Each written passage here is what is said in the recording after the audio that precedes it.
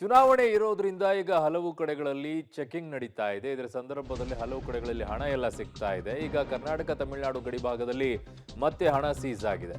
ಹೊಸೂರಿನ Karnur check post ಬಳಿ 25 ಲಕ್ಷ ಹಣ ವಶಕ್ಕೆ ಪಡ್ಕೊಂಡಿದ್ದಾರೆ. ದಾಖಲೆ ಇಲ್ಲದ ಹಣವನ್ನ ವಶಕ್ಕೆ ಪಡೆದಿದ್ದಾರೆ ಚುನಾವಣಾ ಅಧಿಕಾರಿಗಳು. ಬೈಕ್ನಲ್ಲಿ ಕೊಂಡೊಯ್ತಾ ಇದ್ದ 25 ಲಕ್ಷ ರೂಪಾಯಿಯನ್ನ ಬೈಕ್ನಲ್ಲಿ ತಗೊಂಡು ಹೋಗ್ತಿದ್ರಂತೆ. ಸೊ ದಾಖಲೆ ಇಲ್ಲದ ಹಣವನ್ನ ಈಗ ಚುನಾವಣಾ ಅಧಿಕಾರಿಗಳು ವಶಕ್ಕೆ ಪಡ್ಕೊಂಡಿದ್ದಾರೆ.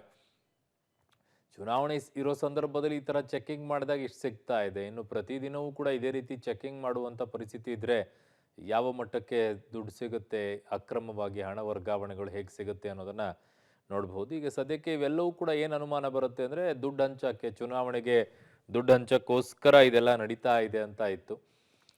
ಬಟ್ ಇಲ್ಲ, ಕೆಲವು ಕಡೆಗಳಲ್ಲಿ ಹವಾಲ ಹಣ ಕೂಡ ಟ್ರಾನ್ಸಾಕ್ಷನ್ಗಳು ನಡೆಯುತ್ತೆ ಅನ್ನುವಂಥ ಅಲ್ಲಲ್ಲಿ ಆರೋಪಗಳು ಕೇಳಿ ಬರ್ತಾ ಇತ್ತು. ಸೊ ಈಗ ಸದ್ಯಕ್ಕೆ ಇದು ಯಾವ ಹಣ, ಏನು ಎತ್ತ ಅನ್ನುವಂಥದ್ರ ಡೀಟೇಲ್ಸನ್ನು ಪೊಲೀಸರು ಕಲೆ ಹಾಕಬೇಕಾಗಿದೆ. ಸದ್ಯಕ್ಕೆ ಇದು ಅಕ್ರಮವಾಗಿ ವರ್ಗಾವಣೆ, ದಾಖಲೆ ಇಲ್ಲ ಅದಕ್ಕೆ. ಅಕ್ರಮವಾಗಿ ಇದನ್ನು ವರ್ಗಾವಣೆ ಮಾಡ್ತಾ ಇದ್ರು ಹಣವನ್ನು. ಎಲ್ಲಿಂದ ಎಲ್ಲಿಗೆ ತೊಗೊಂಡು ಹೋಗ್ತಾ ಇದ್ರು ಏನು ಅನ್ನೋದನ್ನು ಈಗ ಪೊಲೀಸರು ಹುಡುಕ್ತಾ ಇದ್ದಾರೆ.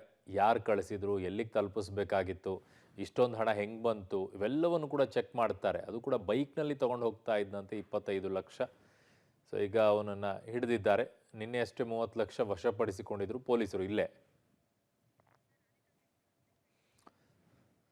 ನನ್ನ ಸಹೋದ್ಯೋಗಿ ಆನೇಕಲ್ನಿಂದ ಅಂಬರೀಷ್ ನನ್ನ ಸಂಪರ್ಕಕ್ಕೆ ಸಿಗ್ತಾ ಇದ್ದಾರೆ. ಅಂಬರೀಷ್, ಏನೆಲ್ಲ ಅಪ್ಡೇಟ್ಸ್ಗಳು ಬರ್ತಾ ಇದೆ? ಇಲ್ಲಿಯವರೆಗೂ ಎಷ್ಟು ಹಣ ಸೀಸ್ ಆಗಿದೆ?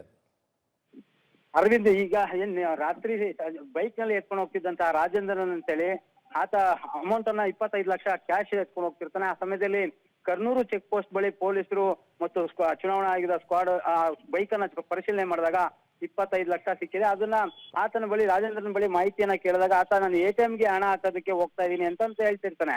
ಆದ್ರೆ ರಾತ್ರಿ ATM ಗೆ ಹಣ ಹಾಕೋದಕ್ಕೆ ಯಾವ ಇವರು ಅನುಮತಿ ಕೊಡ್ತಾರೆ ಮತ್ತು ATM ಗೆ ಹಣ ತುಂಬಕ್ ಹೋದ್ರು ಸಹ ಬೈಕ್ ಅಲ್ಲಿ ಯಾಕೆ ಹೋಗ್ತಿದ್ದಾನೆ ಮತ್ತು ಅದರ ಸಂಬಂಧಪಟ್ಟಂಗೆ ದಾಖಲಾತಿ ಇರ್ಲೇಬೇಕು. ಹಾಗಾಗಿ ಅನುಮಾನ ಬಂದು ಆತನನ್ನ ವಶಕ್ಕೆ ಪಡೆದು ಈಗ ವಿಚಾರಣೆ ಮಾಡ್ತಿರೋದು. ಇನ್ನು ನಿನ್ನೆ ಹತ್ತಿರ ಚೆಕ್ ಪೋಸ್ಟ್ ನಲ್ಲೂ ಸಹ ಏನ್ ಜೂಜುವಾಡಿ ಚೆಕ್ ಪೋಸ್ಟ್ ಇದೆ, ಬೆಂಗಳೂರಿನಿಂದ ಹೋಗ್ಬೇಕಾದ್ರೆ 30 ಲಕ್ಷ ಮತ್ತು 500 ಗ್ರಾಂ ಚಿನ್ನ ಸಹ ಸೀಸ್ ಆಗಿರುವಂತದ್ದು. ಅಂದ್ರೆ ಬೆಂಗಳೂರು ಮತ್ತು ಹೊಸೂರು ಭಾಗಕ್ಕೆ ಸಂಚಾರ ಮಾಡುವಂತದ್ದು ಬೆಂಗಳೂರಿನಲ್ಲಿ ಹೆಚ್ಚು ವ್ಯವಹಾರಗಳನ್ನ ನಡೆಸ್ತಾ ಇರ್ತಾರೆ. ಹಾಗಾಗಿ ಆ ಭಾಗಕ್ಕೆ ಏನ್ ಬೆಂಗಳೂರಿನಿಂದ ಹಣವನ್ನ ತೆಗೆದುಕೊಂಡು ಹೋಗುವಂತದ್ದು ಸರ್ವೇ ಸಾಮಾನ್ಯ ಇದೆ. ಹಾಗಾಗಿ ಈಗಾಗಲೇ ಸುಮಾರು 8ರಿಂದ 10 ಕೋಟಿಯಷ್ಟು ಹಣವನ್ನ ಏನು ಚುನಾವಣಾ ಅಧಿಕಾರಿಗಳು ಬರೀ ಹೊಸೂರು ಸುತ್ತಮುತ್ತ ಚೆಕ್ ಪೋಸ್ಟ್ ಗಳಲ್ಲಿ ಮಾತ್ರ ಸೀಸ್ ಮಾಡಿರುವಂತದ್ದು.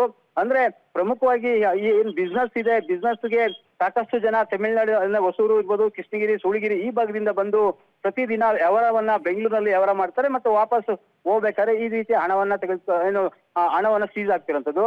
ಆದ್ರೆ ಪ್ರತಿದಿನ ಒಂದಲ್ಲ ಒಂದು ಚೆಕ್ ಪೋಸ್ಟ್ ನಲ್ಲಿ ಹಣ ಸೀಸ್ ಮಾಡ್ತಿದ್ರೆ. ಜೊತೆಗೆ ಏನಂತಂದ್ರೆ ಈಗ ಕರ್ನಾಟಕಕ್ಕೆ ಬರುವಂತಹ ವಾಹನಗಳನ್ನ ಆ ಕರ್ನಾಟಕದ ಏನು ಚೆಕ್ ಪೋಸ್ಟ್ ನಲ್ಲಿ ಪರಿಶೀಲನೆ ಮಾಡ್ತಾರೆ.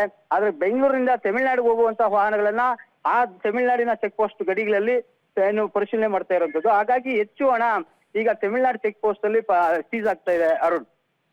ಓಕೆ ರಾಕೇಶ್, ನಿಮ್ಮೆಲ್ಲ ಮಾಹಿತಿಗೆ ಧನ್ಯವಾದಗಳು.